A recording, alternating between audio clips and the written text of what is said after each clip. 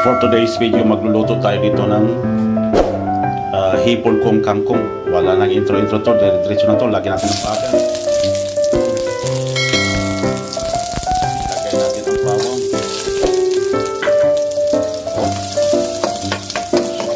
Huwag lang natin sunugin. First time kong lulutuin itong hipon kong kangkong. Isunod natin ang sibuyas.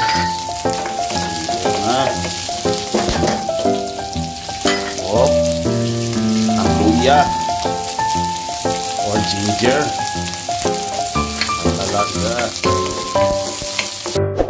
At ito na ang ating hipon.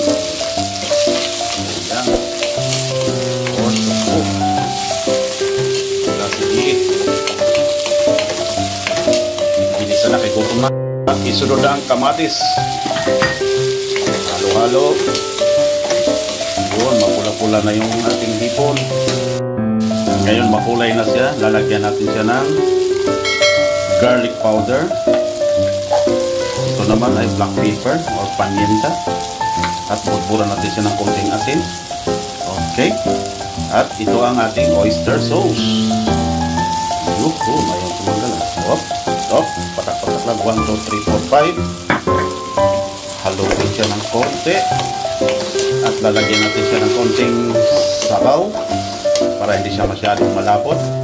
At buhusan natin siya ng kalahating cup lang ng tubig. Larga. Huwag magbasag. Wow, ang ganda ng tingnan. At ilalagay na po natin ang ating kangkong. Ayan na siya. Larga pula. Wala na ang hipon.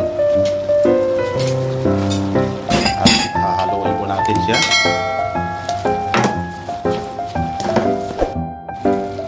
Ayun na po, paluto na po yung ating hipon kong kangkong. Hindi lang pala siya sa ampalaya kung hipon kung ano man, pwede din pala sa kangkong. First time ako magluluto ng ganito. Masarap pala din pala sa kangkong ang hipon. Okay? Ang gandang tingnan. Masarap. Nakakagutom na.